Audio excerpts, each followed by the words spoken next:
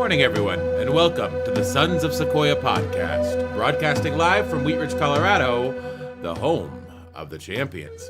Today is July 7th, 2021, and we will be discussing an article in Harvard Business Review entitled "The Data Economy is a Barter Economy" by Gillian Tett. How are you this morning? I'm doing quite well. It's a beautiful day here in Colorado, and I'm looking forward to talking about more data, the data economy and social media and how data is handled. I think it's going to be very interesting. So let's talk, David. Okay. How are you this morning? I'm doing okay, yes. And our Monday episode was about the social dilemma, which sort of plays into this as well. Sort of saying if you're not paying for it, you're the product, not the customer. Gillian Tett takes a different view, and we like to do a meta-analysis on this show. And so I did just a brief look into Gillian Tett's background, and she is the editor of the USA side of the Financial Times. So she has business bona fides, but her education is, I believe she has a PhD in anthropology. Let me just pull that up real quick. In cultural anthropology from Cambridge University. So I think that there's no coincidence that one of her proposed solutions to a business problem might be anthropological. That's right. And we love that type of approach because you should look at things in different directions, in different dimensions, and different views, different perspectives. Yes. And Gillian certainly does, and which I really like. We often so say, let's talk about what she said. We really often great. say where you stand depends on where you sit. Right now, she's sitting at the head of the Financial Times, or the editorial board, the chair of the editorial board. So you'd think that her proposal would be financial, and yet it's not. It sort of sits with her training, which is anthropological. And that leads me to where you stand depends on where you sit. I think it's true a lot of the times. But, and this is no dig on Gillian Tett, but there's another phrase I like to hammer: every problem looks like a nail. Okay. So I think that if you've been trained to look at problems certain ways, when you're presented with a unique and complicated problem, you'll fall back on your training. You'll fall back on, if you're an anthropologist at heart, or if you're a carpenter at heart, you think you can use woodworking to get your way out of a solution, and that you may not necessarily be wrong, but I think that people revert to what they know. It's true. And I think that's good. I think there's nothing wrong with that. I think different viewpoints and different perspectives and different approaches are valuable as long as you listen as much as you talk and try to understand what the other person is saying. Yes. But hopefully people try to understand what you're saying. And so let's see if we can understand what Gillian is saying about bartering and a cultural anthropological approach, which I think is a great perspective. Yes, so I'll just read the abstract just to start. Okay. And then we can have a short discussion, and then we'll get into the article. It's not very long, so today's episode will be less than an hour, I believe. You never know. Once we get going, sometimes we can really ramp up. So here's the summary, or the abstract. What is the best way for businesses to use data in a way that feels ethical to consumers and does not spark a regulatory backlash? This question is sparking endless angst in today's C-suites. All manner of policy responses have been suggested, but one simple and important place to start is to change the way we talk about it. Borrowing an idea from cultural anthropology and describing this exchange as barter will clarify the minds of regulators and investors to focus on the scale and nature of long-concealed exchanges that now lie at the heart of the tech world, and how to create a more acceptable framework that protects consumers. Okay, there we go. That's the summary. Uh-huh. Well, to talk about the summary, I just want to mention, David, it says she's very positive. Borrowing an idea from cultural anthropology and describing this exchange as barter will clarify the minds of regulators. Mm-hmm. I'm not sure that's true. No. But that's hopeful. Yeah. Let's hope that regulators can have their minds cleared. They're not sitting where other people have sat. Yes. And like you say, they're going to think from a direction for they're going to stand depending on where they sit. Yeah. Like, from your perspective, it may take a miraculous act of God to clarify the minds of regulators. Depending on where you sit. That's right. Depending on where you are. Mm-hmm. All right, great. So it's not just going to be a different idea or term. It's going to be an act of God. Yeah. But what she has to say is very valuable and very useful. Yes. And I think there's a lesson in here as well with this. Describing these exchanges as barter will clarify the minds of regulators, is when you propose a solution, frame it as a solution. Don't frame it as this might work. Frame it as what I'm suggesting will lead to this consequence, whether or not you can sort of enumerate the mechanisms by which it will do that. You know? Yeah. If you think something's a good idea, I think you should advocate for it, because there's a lot of people out there with a lot of bad ideas. And one thing that it's a tool of psychology is you never appeal to an ideal. You always appeal to the self-interest of the people you're talking to. So right now, if you look at the world, regulators' minds are not clear, and they have no idea what to do with this situation. So she's proposing a shift in viewpoint and framework. And she's saying, what will this do? It will solve that problem. It will solve a problem that we have in society, not saying this might work or this is a more reasonable way to frame this issue. It's like, no, this will work. So listen to me. And I think that's important for someone to step up and say, I think this is a great idea. And I think if we do it, it'll work. Well, I think another perspective of just the introduction, the summary, is will clarify the minds of regulators and investors to focus on the scale and nature of long-concealed exchanges that now lie at the heart of the tech world. Well, there's two types of clarity here. One, her argument might be very clear, and it may be very well taken intellectually, but that doesn't mean that their minds are going to be cleared and psychologically buy into it. Yes. Because there may be other issues, not just the logic of the term bartering from anthropology. Yes. Well, it's like often, like her argument may be clear, but that doesn't mean their minds will be clear. It's like when, yeah, right. It's like whenever you have to deal with Verizon, and they tell you, oh, we don't do things the way that you're used to. We've changed them. So you've changed them. How do you do them now? So go, we do them this way. It's so much easier. And you take one look at it, and you always tell the people at the Verizon store, easier for you. It's not easier for me. Like, right. But the salespeople are jazzed on it because it is easier for them. So they're technically not wrong. It is easier. But you're pointing out to them, it's easier for you, not me. I also point out, how many clicks did it take for you to do that? Mm-hmm.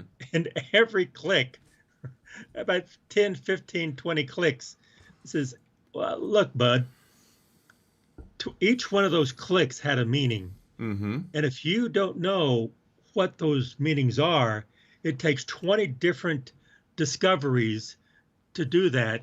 To me, that's not a definition of easy. Yeah. Anyway, that's a different subject. But it could have taken 40 clicks before you refined the process. So it's easier. That's true. That's true. All right, before we start... we haven't even started the article yet, David. No, but we started the summary, so we're sort of into it, and we're only 10 minutes in. I am going to hang up and call you back real quick, if that's okay, just because I want you to appear on the screen alongside the article while we read it, and I didn't set that up before the broadcast started. So just bear with us technically. Nothing is wrong here. Let me just switch to myself so that nobody can see the man behind the curtain. Okay. And I'll do a quick reconnect. And you're back. Yay, did that work? I think so. I don't see your face though yet. No, I didn't open the camera. There we go. There we go. This is what I wanted to see, and it was we're online. Well done, David. Yes, we figured it out. Are we ready to get into the article now that we're I 10 minutes think in? I think we are. Okay. Should I read? Do you want to read? Whatever you want to do. Um, I'll read Uh, the intro. The Data Economy is a Barter Economy by Gillian Tett. The use of consumer data today is expanding exponentially, as is public and political criticism of these practices. Just think of the political scandals that exploded a couple of years ago around Cambridge Analytica, or regulators around the world examining whether social media platforms such as Facebook have abused their monopoly powers. The new bipartisan bills calling for tighter tech regulation that are now circulating in the U.S. Congress, and the appointment of Lena Khan to head the Federal Trade Commission will only inflame this debate.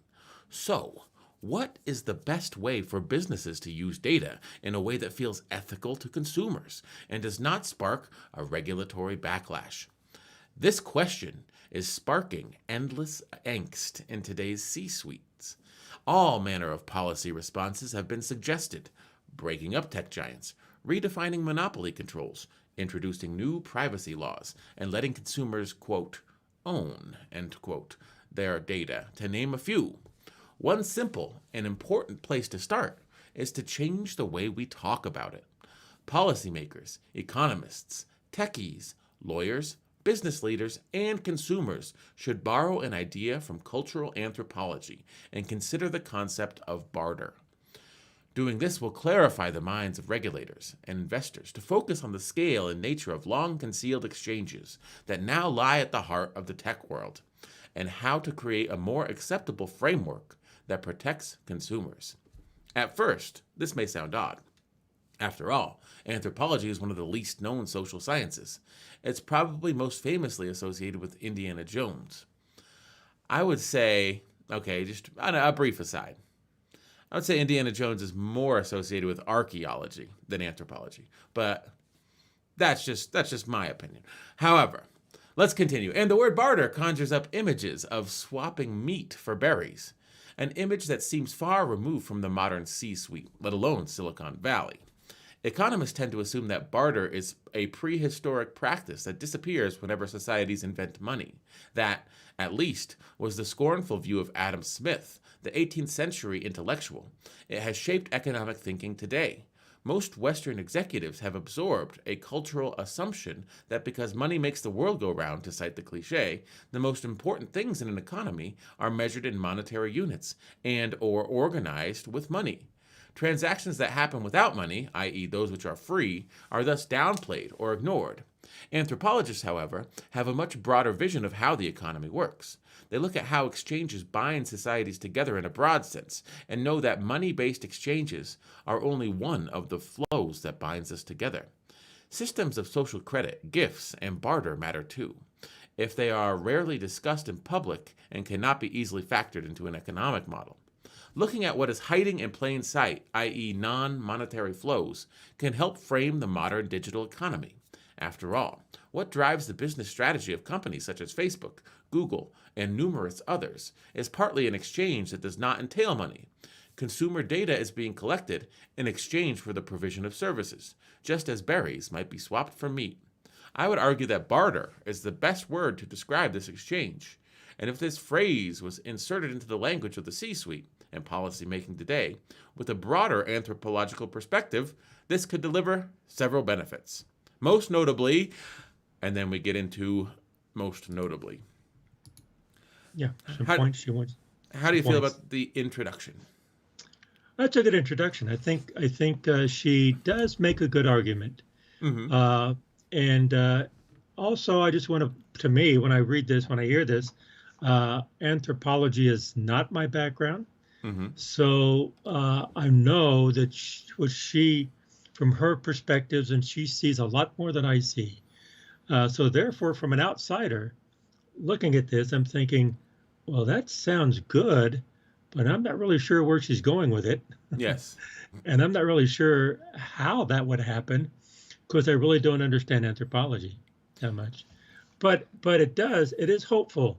Mm-hmm. And I like that. I like that hopefulness and positive. It says, yeah, let's listen to this and let's see uh, if it does. Let's see how it would, and let's have other people uh, uh, chime in and talk about it. Yeah. Well, when I read this, this intro especially, she's talking about Adam Smith, the 18th century intellectual, says that once societies invent money, bartering becomes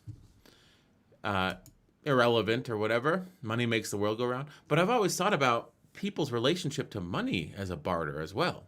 I mean, most people are wage earners, and what you're doing is you're bartering your time, which is perhaps your most precious resource, because you only have a finite amount of time. You could make $1 billion like Jeff Bezos.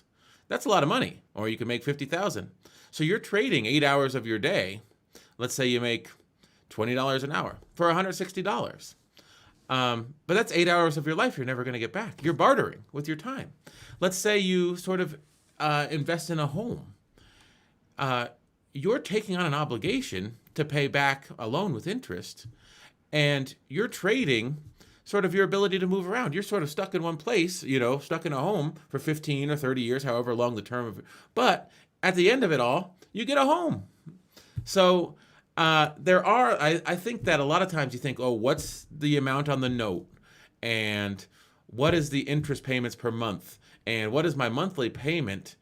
And that's what I get in terms of a home. But there's also other obligations that you're bartering that come along with it. You don't really have the freedom to move as easily without having to sell your home. But you're also building equity on an asset. So there's a trade-off there as opposed to just being a renter. And so I think that a lot of monetary transactions are barter too. But she's talking about what's hiding in plain sight.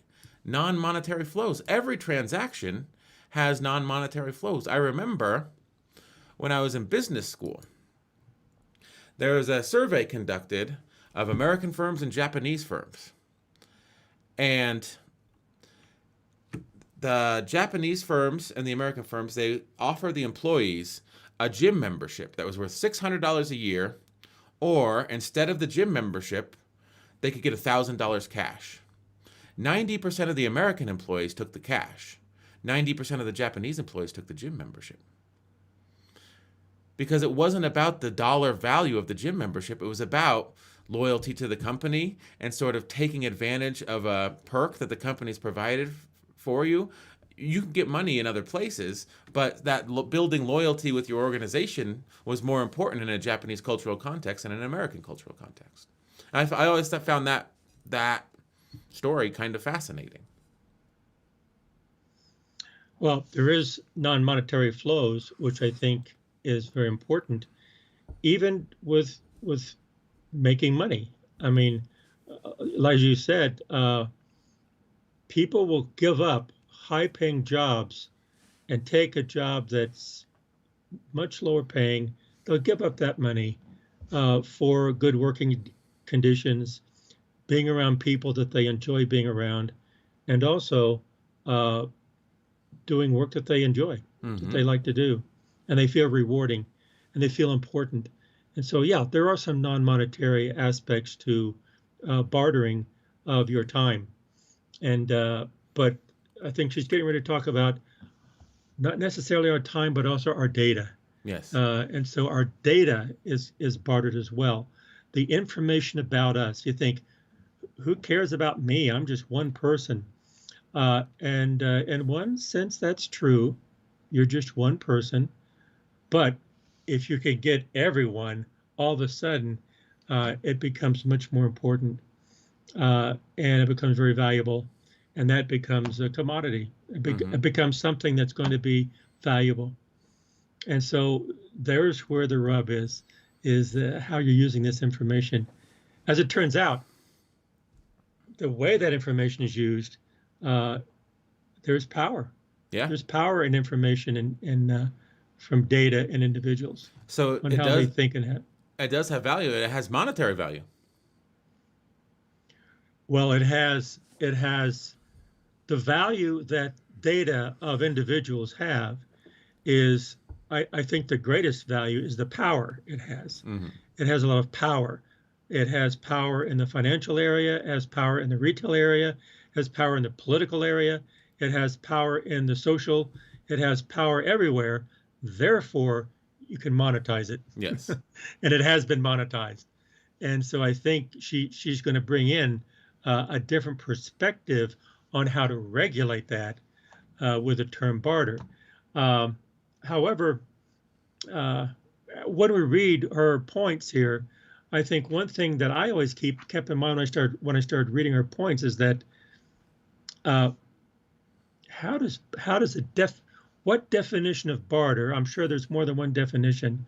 What perspective of barter applies to the different points she's getting ready to make? Yes. So that's something to keep in mind. Like, how does this play out? Also, like you said, the value of information, of data, of individuals' data, there's power beyond a monetary value. And the thing is, when you start to think about, well, how do we value the data? Well, the easiest way to value it is in terms of dollars. I saw, this is analysis from years ago, because I'm sure they took the value of Facebook and they said, their chief asset at Facebook, yeah, they have a headquarters, they have server base, is your data. And what is your data worth? And it's like everything they know about you is worth about $14. So your life is worth about $14, but the thing is they have billions of users. So now it's worth much more than $14. $14 is what they can earn off of it. Then this is years ago, so I'm sure that it's more than $14 now. But do you see what I'm saying? Like what they can do, they might be able to earn $14, but what it's worth is more than $14. What it's worth to them is $14. So and it's difficult, like her point of barter, it's difficult for people to imagine anything of value without attaching a dollar sign to it. Well, which brings up another point before we even get to these other points, is that the thinking, the mentality, the definitions, the approach, just the mentality of thinking of the world today, if they think of barter, they think of something that's monetized. Mm-hmm. And so monetization has defined barter in the modern world today. And so when you bring the definition of barter, they'll naturally go to monetization of services, of data, whatever, to define it, to understand it before they begin to use it. But I think from anthropology, there may be other types of definitions and approaches other than just monetization of services or monetization of data or monetizations of products. Mm-hmm. So there may be other perspectives of barter. Again, the general public, I think she said at the very beginning, it's least known. What would she say? The least known cultural anthropology. What did she say that it's not very well known? Remember that? Yes. At first, this might sound odd. After all, anthropology is one of the least known social sciences. Wow, you're good, David. You find that stuff fast. Yep, there it is. The least known social sciences. Well, that sentence right there, that's true. Therefore, the actual thinking from that vantage point, from that perspective, is not going to be pretty well understood. Mm-hmm. But that's not a reason not to think this way or to even consider it. The challenge is going to be how will you take the thought and translate it into action. And yes. She does have some points. And we'll get into these points. And I think that I might be sort of burying some of the things she said, but just going on to think about everything as a trade. And money, people just use money as a measuring stick, and that's sort of how they measure someone's worth. And I'm always brought back to this clip. I should pull it up, and I should always have it at the ready, of Elon Musk with his second wife. He's on his third wife now. And his second wife was a British model, and she's sitting there, she's young.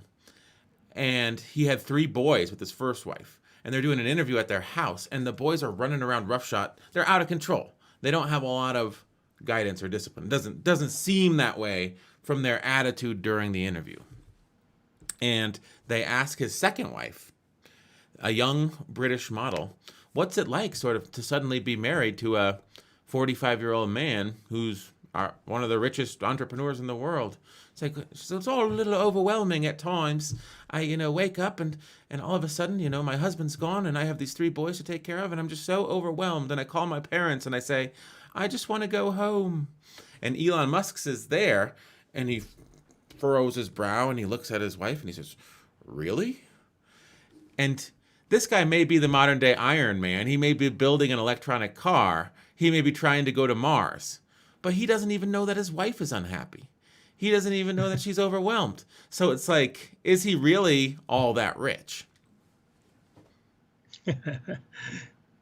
Good point. Yeah. I like that point, David, and I like that story. And it's nothing negative about Elon Musk. That's just one example. Yeah. Well, he's bartering sort of that knowledge, the knowledge of what's going on in his family life, the happiness of some of the people around him, for the success in the business world. I think a lot of times you trade those things. That's true. And that's true with a lot of people. And that a lot of people, they have where their interest lies, where their money's going to be spent, and where their interests are going to be. Mm-hmm. Yeah, I do like that story because it's not about him. It's about a lot of people are that way. It's, priorities. Right. And I think that the big ticket where you get the headlines is in the dollar field. Like you said, people can make $100,000 a year and be miserable. And if they switch jobs and they make $85,000 a year, they may have a less prestigious title. But if they're doing something they love, their life becomes so much better with less money. I think that happens to a lot of people. Happens to a lot of people. But it's difficult when money is the only measuring stick to say, I'm going to take less money, but it's okay. Because your whole life you're taught to think, no, taking less money is settling for less. And it's like, that's just one of the things they've attached a dollar amount to. You don't have a happiness amount.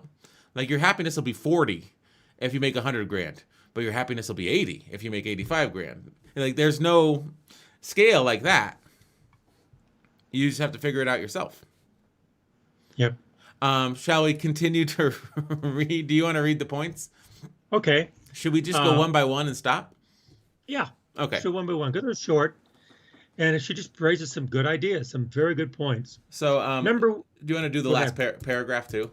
I would argue that barter is the best word to describe. Okay. Because it sort of sets up her. Leads in. Yeah. Okay. I would argue that barter is the best word to describe this exchange. And if this phrase was inserted into the language of the C-suite and policymaking today with a broader anthropological perspective, this could deliver several benefits. Most notably, number one, it would make everyone aware of both sides of the transaction. The idea that the modern tech economy depends on two-way, not one-way, flows is often lost in the public debate about data usage. Consumers are not just giving up data, which they sometimes hate. They're also getting services in return, which they almost always like. Since they don't want to lose the latter, they continue to deal with social media sites, even amid political outcry. Okay, I have a big point to make, and it's a negative point. Okay. We just watched The Social Dilemma. Our episode on Monday is about it, and I don't think we brought this up in the episode. But in The Social Dilemma, they said, if you're not paying for the services, you're not the customer, you're the product. And I always take a critical eye when someone talks about both sides. So there is a third side, and that's the actual customer. The actual customer is paying Facebook or Google for impressions, paying Facebook or Google for placing that ad in front of a person's face and allowing them to get attention. And that influences Facebook's and Google's behavior and YouTube's behavior algorithmically. It influences the behavior of the consumer who's consuming the services, the user, not the consumer. behaviorally. And it's sort of, that's what shapes the dynamic between the tech giant and a user is the actual customer. And so sort of leaving them out of how you frame the issue, I think sort of sells short the understanding of the issue. Well, maybe, and I understand what you're saying. Maybe another way to say it is that this point that she's making is a good point. But you got to be really careful with this point to not fall into the pitfall of the danger of the fallacy of bifurcation. Mm-hmm. That there's not just two sides, there's multiple sides. And it's saying, oh, you have the consumer, you have the services, and that's it. That's not it. There's a lot more out there. And so this could be a positive way to look at it from a barter standpoint, but also could be a fallacious way to look at it by just defining just two sides. Yes. And if one side wins, the other side loses in a zero-sum game, then maybe someone else is actually winning. Yes. And I don't want to bring up... And you're both losing. Maybe. So there's another way to look at it. I don't want to bring up this point. I don't want to talk about this because it's sort of a talking point that's sort of nonsense. But I'm going to do it anyway. Now, let's say I go to Alabama. And I'm going to pick on Alabama because that's always one of the states that's easy to pick on. And I have 100 students, and they want to join my school. And they're really clamoring for it. And because I'm going to teach a curriculum that they really like. It's a charter school, and you know, Republicans are all about charter schools. But I'm going to need a little bit of funding from the government. So I say, I have 100 students. They're ready to go to my school. I'm going to call it Critical Race Theory High School. Alabama state government, do you want to give me a couple $100,000 so I can start this school? That third party will not broker that solution, even though there's a person willing to provide the service and a person willing to accept the service. And I think in this framing, the third parties, the people that are advertising on these platforms, the actual customers, they have a lot of power over what happens.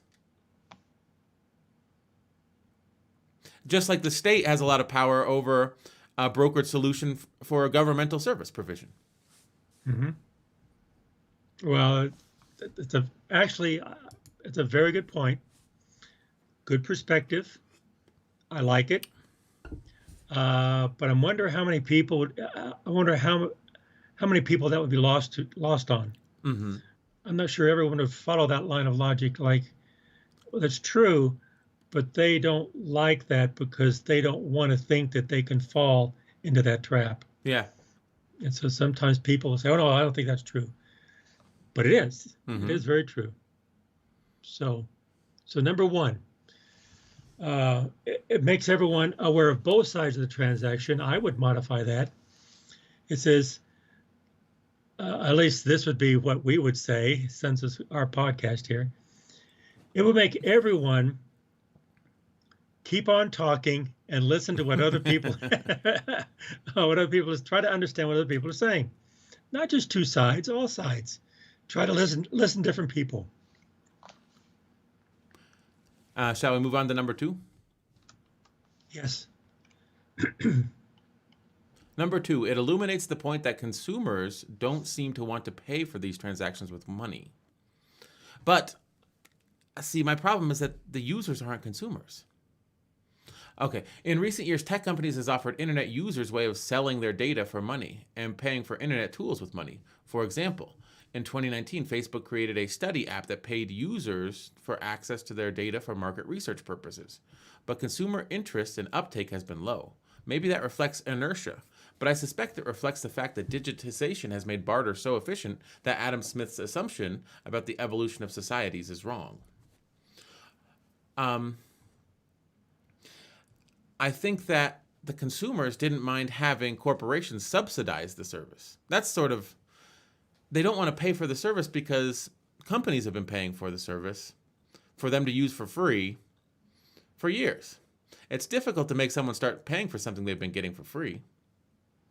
I'm sure there's some psychological term for that, Mm-hmm. to where when you give someone a benefit, even though it's a benefit and it's free, they didn't deserve it.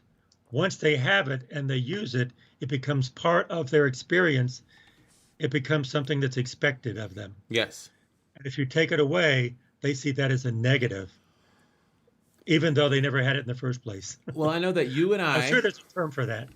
I manage the account, but we use Microsoft Office. This, I think, is a very good example. We use Microsoft Office. You use Excel a lot. I use PowerPoint on this show, and I use Word. I use Excel a little bit. But we use Microsoft Office. We pay Microsoft $99 a year for the privilege of using their software. Now, if you talk to someone that's 10 years younger than me, 15 years younger than me, they'll say, that's the dumbest thing I ever heard. You can use Google Docs for free, and it has a similar feature set. It's just as good, and it comes attached to your Gmail account, free cloud storage, more than you would ever need. Why don't you do that? And it's because we grew up. Well, I grew up. You did not grow up. You were using WordStar when you started computing. That's right. I grew up with Microsoft Office. I'm used to it, and Microsoft Office always cost money. So it wasn't too hard for me to say, oh, they're going to the subscription service. It's $99 a year, but everyone in the family gets it. Yes, that's what we want to do. We all want Office. Now, is Google Docs better? No, I feel like it's probably on par, and you don't have to pay for it. But the reason I was willing to pay for Office is because I've been paying for it my whole life. If I'd been getting Microsoft Office for free my whole life, and then they wanted to charge me $99 a year, I would say this is an outrage. Very true. You're right. That is a very good example. By the way, you mentioned WordStar. I don't know if our listeners really know WordStar, but I use WordStar way when I should have shifted over to Microsoft Word. I just didn't want to do it because I knew WordStar, and I use it every single day. I use it all the time because I was used to it. But and I'm familiar with it. You can say you shifted over way too late, but do you know who still uses WordStar? Who? George R.R. Martin, author of the Game of Thrones series. He's written all of the Game of Thrones novels, 1,000-page novels on WordStar. And they ask him, why do you still use WordStar? He's like, I'm used to it. That's what I like. Fascinating, huh? Well, the version I used, I think the whole was so transportable. It was like 64K or something like that. It was so simple. And there wasn't that much features. There wasn't that features at all. No. It was just really simple. Boom. So I guess I could say he's my hero. He's my WordStar hero. George R.R. Martin. He George R.R. refuses to quit. You stopped using it in like 92. I was forced to. Yeah. By the university. Yeah. But like that was like 92. He is almost 30 years later. He's still cranking out line after line on WordStar. Way to go. Anyway. So yes, I think that, I don't know, I don't want to push back too hard against her. I think she's got some good ideas. I just, she's sort of framing problems in a way that her solution will work. And I'm not sure that's how I would exactly frame the problem. Does that make sense? Yep. Yeah, it is. But then again, as you said, she's framing it to where her argument would work. And so maybe her argument will work in certain circumstances, and maybe not exactly the way she's framing it, but maybe her argument does have some validity in maybe with a different frame. Yes. And maybe the thing is, she says, anthropology is one of the least studied sciences. Maybe it's not that my framework is better. It's that my framework lacks the knowledge of anthropology to understand exactly how what she's saying would play out in action. I think it's a little bit of both. Mm-hmm. A little bit of both. Yep. And I think it's always good to sort of admit, maybe I just don't know enough. Maybe she knows something I do, and that's why this doesn't make sense to me. Because there's a lack, there's a lack of understanding. There's also a lack of knowledge. Then that's always a potential when you sort of look into anyone's argument. Well, very true, David. I think if she was here right now, if she was on our podcast and she's hearing us say these things, I really believe she would have an answer to Mm-hmm. all this stuff. And her answer would probably be very articulate and very, very good, Mm-hmm. very well taken. I go, I understand what you mean. You know, It, that I get it. it would be more like she would be educating us on cultural anthropology because that's an area of expertise that she has that we don't. That's right. I would love that. Mm-hmm. That would be very, very interesting. Now, I think one thing that happens in modern media settings, like what we're doing, we're not experts in cultural anthropology. We're taking her argument, and from our perspective, we're saying, I don't know if I totally agree with that, but we're not the experts in that subject matter. That's right. So I think it's important to admit that because when you watch anyone on the internet, aside from us, talk, they're the smartest person that ever lived with more expertise than anyone has ever had in the history of time. So I think Well, it's okay for us to push back against ideas with the caveat that we may not understand what's being said totally, and we may lack knowledge or understanding that would cause this to click into place. And yet, from our perspective, we don't totally agree with it. I know. And I think what you're saying is eyes wide open and also being very, very, very open, but also very logical about, look, we don't understand all this. Mm-hmm. But a lot of people don't say that today because they want listeners. Yeah. Again, I think we have the Dunning-Kruger effect, where the people who really don't know what they're talking about think they're the really smartest person in the room. Yeah. When they're not. They're probably the dumbest person in the room. But they don't know that. And so they think they're smart because they're not smart enough to know that they're not. Mm-hmm. And so, but this stuff I don't know. But I find it very interesting. Mm-hmm. And I would love to know her arguments, her not arguments. Well, yeah, her arguments behind these points, I guess. Yes. Her explanations. There's this curve, I think that they use a lot in nonprofits called awareness to action. So if you're a nonprofit and you're focused on saving the forests, you have to make people aware that the forests are being destroyed. Once they're aware, then you sort of push them towards a specific action. And that action, typically in nonprofits, is give us money.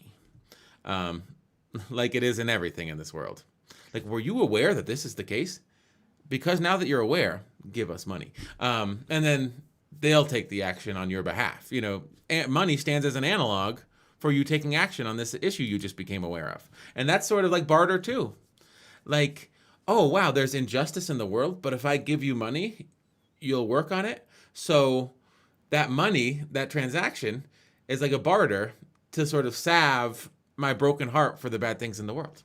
I think a lot of charity works that way. Well, a lot of everything works. A lot of politics works that way. Yeah. A lot of interpersonal relationships work that way. Oh, I'm sorry I cheated on you. Here's a brand new diamond necklace. And it's sad, but that's sort of the way the world goes round. So anyway, what were we talking about? Number 3. Number 3, it draws attention to the scale and significance of these transactions for the wider economy. At present, these flows tend to be excluded from economic measurements, such as gross domestic product data and investors' models of companies' valuations. That is a big mistake. This barter trade needs to be acknowledged to get an accurate picture of how the economy really works and what companies are really worth. I think that is true. I think there's a lot of non-monetary jobs going on in the economy that don't get factored into the metrics by which we use to measure the health of the economy. So I think the amount of time parents spend with their children. Like, I'm sure that has a net benefit on the economy, but that's not measured in the data. There's a lot of stuff, you know? And I think that a lot of the hardest jobs in America are some of the lowest paying. Mm-hmm. So they're not adding a lot to the bottom line. Like those people that go in and they do these very difficult jobs, they don't have a lot of spending power. They don't have a lot of political power, but they're sort of propping up the nation on their shoulders.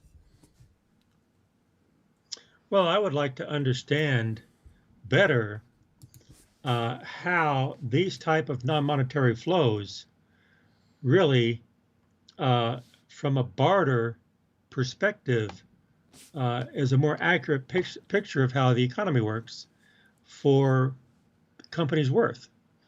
I understand exactly how the connection of the definition, the anthropological definition of barter, how does that really apply to the company's worth with, say, non-monetary type funds? Yes. I can't wrap my head around that. Again, lack of knowledge of what the definition of barter from her perspective. Well, it's like you said earlier, though. I think that your point earlier was well taken. This information is not just valuable in terms of dollars. It has political value. It has social value. It has cultural value. It has, you can drive all of these things, and that can make you money, but that can also, get a certain person elected. That can also cause people to be outraged about a specific issue.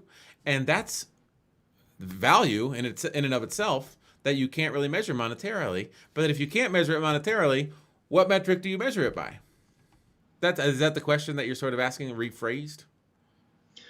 Well, I said that, but then I'm going deeper and saying, I understand that's I understand what I don't understand. But what I don't understand, what the question was how does the definition of barter apply to that? Mm-hmm. From the anthropological definition of barter. So is there something there? This is how we see it in this, we're talking, we see that. But is there something we don't see from another perspective from anthropology, cultural anthropology? Is there something we don't see that we're missing? That's what I'm saying. That's a good question. And this is a very short article, despite the fact that we've already talked 50 minutes about it. But I think those are very good questions. She raises, sometimes brevity is food for thought. Mm-hmm. If you talk too much, people tune you out.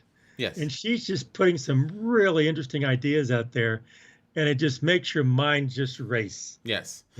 So we've been talking a lot about this article that's very short. So we hope you read the article by Gillian Tett if you're still listening. But sometimes brevity is great. So let's talk an hour about an article that's 1.5 pages long. Right? Uh-huh. Even though the article is short, our talk about it is not. Yes. Our conclusion after talking about a 2-page article for an hour is to say brevity is great. Shall we continue? We gotta get through this. We gotta charge through. Do what we say, not what we do. Okay. Yes. It could help. Go for it. 4, it could help policymakers understand today's corporate monopoly power. In recent decades, American regulators tended to assume that the best way to tell whether a corporation monopoly exists or not is whether consumer prices were high. Khan, the new head of the FTC, is among those who have argued that this approach is outdated, since companies are using monopoly powers even when prices are low. Talking about barter might help frame this more effectively. Mm-hmm. I think that's a very good point. And I think what she's saying from my perspective as a business person is market concentration of, consumers or controlling specific industries. A lot of times people would control the industry and then pump up the prices and say, look what they're doing. They're exploiting the prices. I think these companies realize we're playing a long game. Amazon continues to have the same prices as Walmart. It's not like Amazon's twice as much. That's a bad example. But they know that if they start using their monopoly power, the second they get it, they'll get regulated out of existence.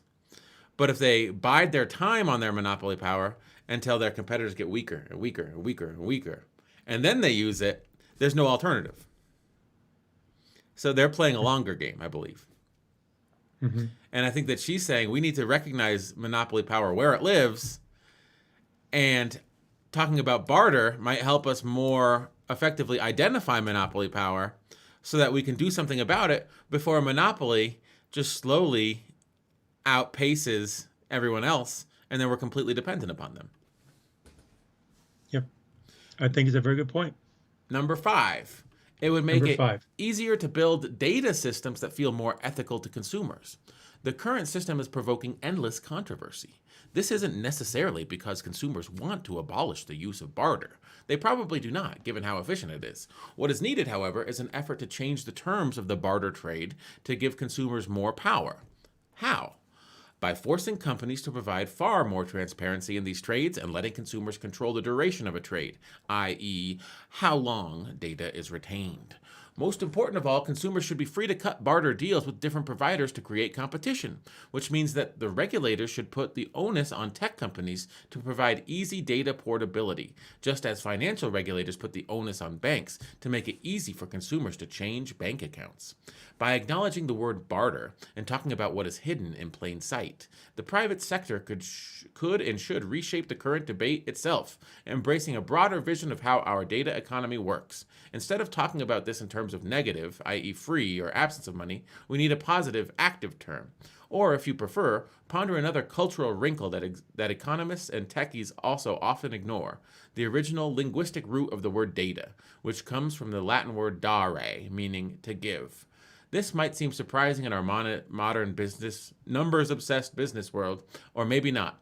That original root meaning is a small reminder of the exchanges that bind us together, with far more than just money. We ignore at our peril today. Think of this when you next toss that word data around.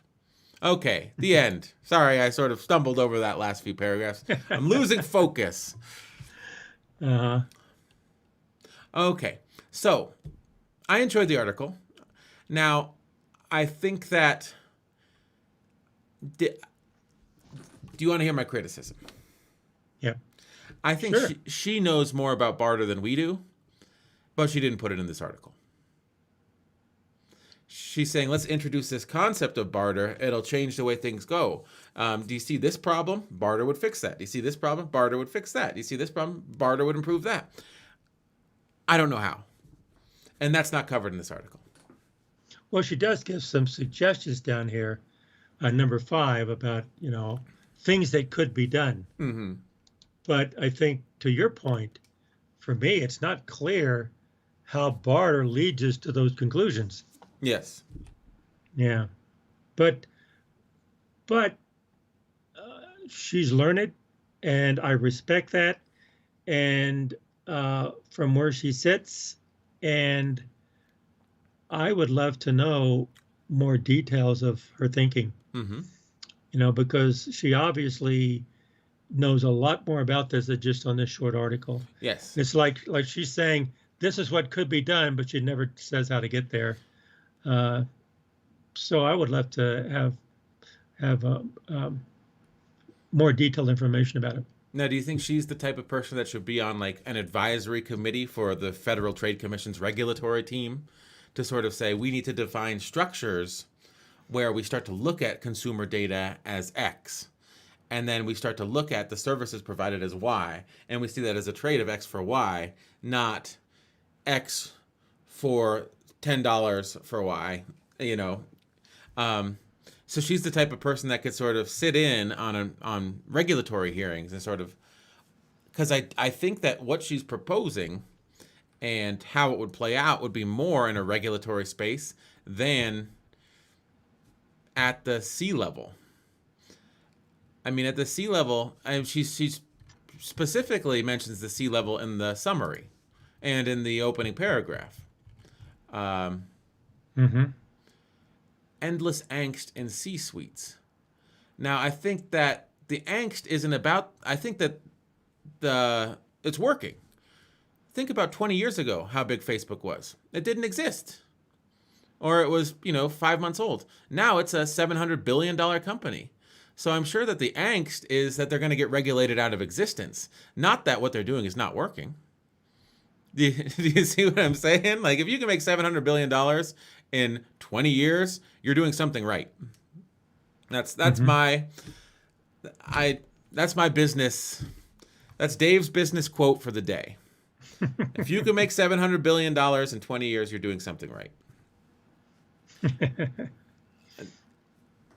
Well, the C-suites have a whole different perspective on economics, on uh, sales, about revenues, about bottom lines than regulators, Yes. regulatory agencies. Now, I think Totally different approaches. if we go back,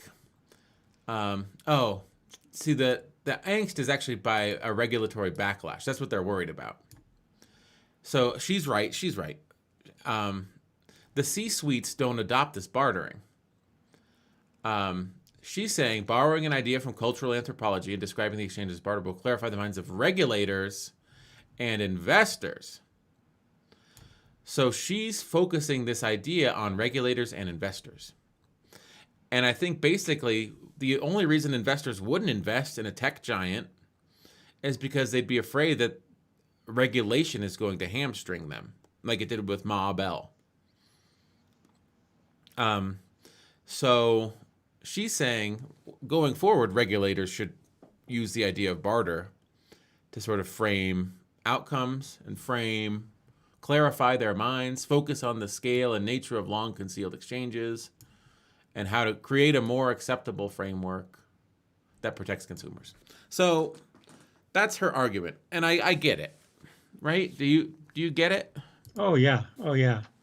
I'm just saying that where's the power? I mean, the power. Talking about the C-suite, yeah, because they're growing, and their power is growing, and so it's not just about money; it's about ability to beyond monetary power, other types of power. And so barter is a way to approach it from regulators to monitor this, but it's going to be challenging. Mm-hmm. It's going to be difficult. But I think there again, you need to talk about it. You need to listen, understand, and just see what these people are, what Gillian is talking about. Yes. I think there need to be a lot of voices at the table. Try to understand what everyone is trying to say here, and then don't go down one path. Just try to have something that's going to be working for the future.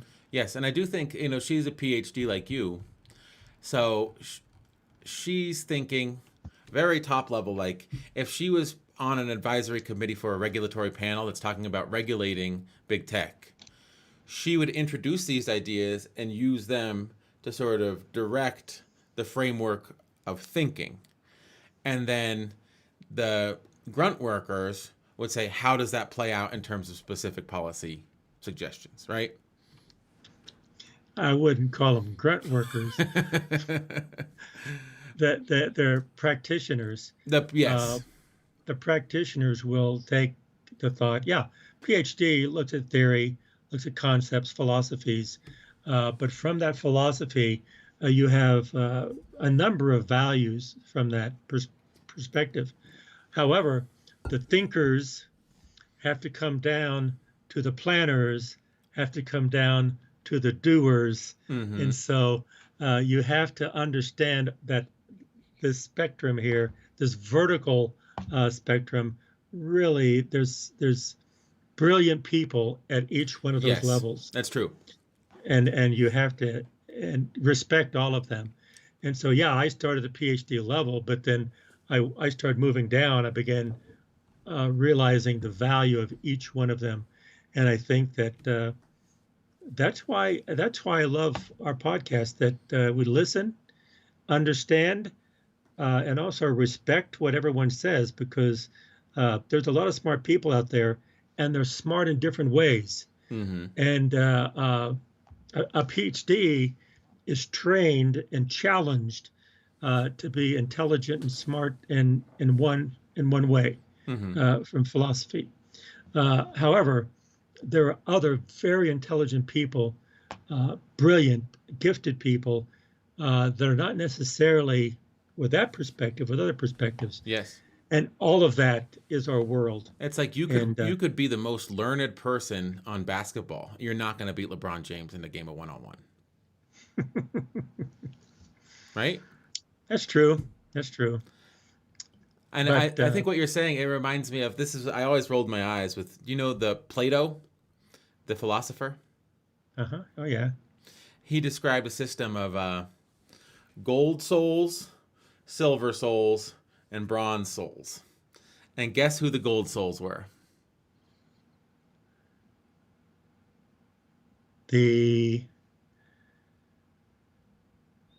Well, from Plato, it would be well, that's a very interesting question. I don't know what he said, Where you but stand depends on where you sit. Where do you think? from Plato's perspective, he would say philosophers. Philosophers were the gold soul. How did you know that? But if from his philosophy, he probably should say the gold souls are the workers, No, they're at the bottom. the He's people at the that make top. things happen. He's See, I above. don't. He's above the kings. They're below him. Like the people that think about it. It reminds me of. I don't want to. Yeah, I read this article about this guy in Latham's. They did a music issue, and he was. I think he was an Italian nobleman, and he loved music, but he couldn't play and he couldn't compose. So he wrote this treatise on music. And he said there's 3 tiers of musicians. There's the players. If you're fantastic at the violin, if you're fantastic at the piano, you're like a craftsman. And then if you compose symphonies that are beautiful, that last through centuries, you're like a merchant. And then if you're like him, if you listen and you understand and you write about it, even though you can't play a lick and you can't write a tune, you're at the top of that pyramid because you understand more than they do. And it's like, I don't buy that. I don't buy that for a minute. I think you just suck. I think you just not to dump on philosophers, but that just sort of got me on that tangent. Yeah, well, I think you got to walk a mile in a person's moccasins to know what they experience. Mm-hmm. And I think that each of those levels, I think you really need to just be there. Yeah. Be there. There's a lot of smart people everywhere. I respect everyone. I think when you have someone at the top, they're taking advice from someone at the bottom, I think that's a very intelligent person. Mm-hmm. a very wise person, I'll put it that way. Because people can be intelligent from learning things. And a lot of people are educated, okay? And a lot of people are educated beyond their intelligence, that all they can do is recite. Yeah. They really don't understand what they're... But the point is, there's smart people everywhere. I think we're getting off the topic a little bit here. It's true. We've verged off on a tangent. I think it's just because what you described as like a top-down, like philosophical and then tactical and then sort of functional reminded me of Plato. So then I went down that rabbit hole. That was my fault. It's okay. It's very clear. And I think this article, Gillian Tett, I think she brings up some very good points. Mm-hmm. Very good points on how a different perspective on barter. I would not discount it at all, but I would like to see it broadened and maybe folded into other types of perspectives to see how it plays out. I mean, I think there need to be, well, one thing that I would say that I would say and be quoted on is that the tech industry, people really don't understand it very well. Mm-hmm. And therefore we really don't know where it's going. We're beginning to visualize and realize the power of the growth of the tech industry and data, but how to manage it, how it's going to change things, if it's going to make life better or worse, how it's going to bring people together or divide them, we don't know. And so when you don't know that, you really need to step back and listen to people and have people from all different areas and levels chime in. And let's just listen, understand, and come together. Mm-hmm. You're not going to be successful by dividing people. You're only going to be successful by bringing people together. And that I'll stand behind that Nice. forever. Well, we got the music playing. Should we wrap up the episode? Let's do that. All right. Sons of Sequoia, you ready? I'm ready. Okay, our tagline here, Sons of Sequoia, which we're talking about every episode. Keep on talking and listen more than you talk. And try to understand what the other person is saying. We'll catch you next time, everyone. Bye.